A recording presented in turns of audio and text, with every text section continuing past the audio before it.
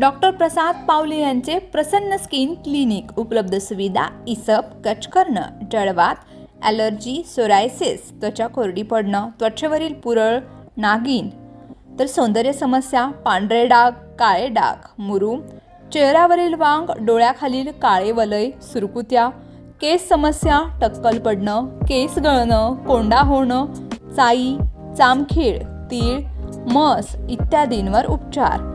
आधुनिक उपचार, केमिलक peeling, PRP, derma roller, thread lift, excimer laser, RF, botox. तर आमचा पत्ता तालुका शिक्षण सोसायटी शेजारी ST स्टँड समोर, सोमराय नगर, मोहोळ, जिल्हा सोलापूर.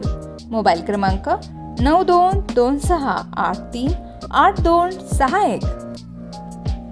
महायुती सरकारनं तब्बल 12 माजी मंत्र्यांना नव्या मंत्रिमंडळातून डच्चू दिलाय. छगन भुजबळ, सुधीर मुनगंटीवार, रवींद्र चव्हाण, अब्दुल सत्तार, तानाजी सावंत, दिलीप वळसे पाटील, सुरेश खाडे, संजय बनसोडे, धर्मराव बाबा आत्रम आणि अनिल बाबा यांचा यामध्ये समावेश आहे.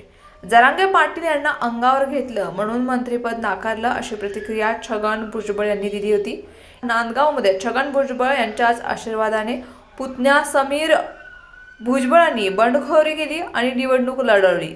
त्यामुळे शिंदे गट आणि अजित पवार गटात वाद झाला होता असं सांगितलं जातं. त्यामुळे भुजबळांचा मंत्रिमंडळातून पत्ता कट झाल्याचं सांगितलं जात आहे.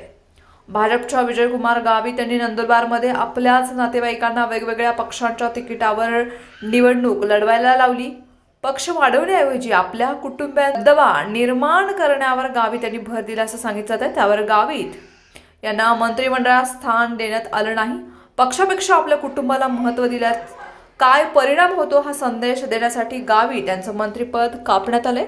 सत्तार हे सिल्लोड मतदारसंघाचं प्रतिनिधित्व करतात. या मतदारसंघात तरी सत्तार यांनी हिंदू जनतेकडे दुर्लक्ष केल्याचा आरोप आहे आणि भाजप आणि महायुतीनं सत्तार यांचा प्रचारही केला नव्हता. त्यामुळे उद्या सत्तार निवडून आले तरी त्यांना मंत्रिमंडळात स्थान मिळणार नाही असं चित्र निवडणुकीपूर्वीच निर्माण झालं होतं.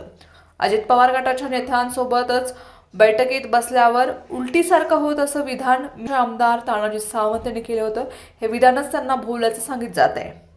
या विधानामुळे अजित पवार गटातील नेते नाराज झालेत आणि त्यांनी महायुतीला सोडण्याचा इशाराही दिला होता. पण विचारसरणी वेगळी असल्याचं आपण असं विधान केल्याचं सावंत यांनी म्हटलंय. स्पष्टीकरण दिलं होतं. पण या विधानामुळे सावंत यांचं मंत्रिपद हे हुकल्याचं सांगितलं जाते. शिंदे यांनीही मंत्रिमंडळातून यांनाही वगळण्यात आलंय. केसरकरांनी महायुतीत शिक्षण मंत्रिपद देण्यात आलं होतं. त्यात चांगली गिरी न केल्यामुळं त्यांच्या मंत्रिपदाला कात्री लावण्यात आले. इतकंच नव्हे तर राणे आणि केसरकर हे जसे राजकीय शत्रू मानले जातात. लोकसभा निवडणुकीत केसरकरांनी राणे विरोधात काम केलं होतं. त्यामुळं केसरकरांना मंत्रिमंडळातून डच्चू देण्यात आल्याचं सांगण्यात येत आहे.